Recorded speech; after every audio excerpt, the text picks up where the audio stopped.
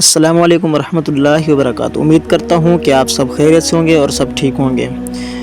آج میں آپ کو بتانے والا ہوں، اگر کسی دو گروہ میں جھگڑا ہو جائے یا کہیں بھی جگہ پر جھگڑا ہو جائے تو یہ قرآن پاک کی ایک آیت مبارکہ ہے۔ آپ نے اس کو ایک کاغذ پر لکھ کر پانی میں گھول کر سب کو پلائیں۔ اگر یہ آپ نہیں کر سکتے تو آپ اتنا تو کر سکتے ہیں کہ جہاں سے وہ پانی پیتے ہوں وہاں پر آپ یہ تھوڑے سے گھول دیں اس کو، انشاءاللہ سب خیر ہو جائے گی، سب اتفاق و اتحاد ہو جائے گا۔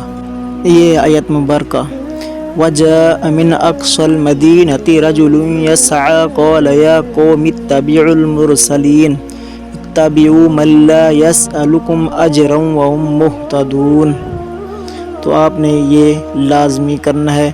انشاءاللہ جس بھائی کا جھگڑا ہوگا وہ ختم ہو جائے گا۔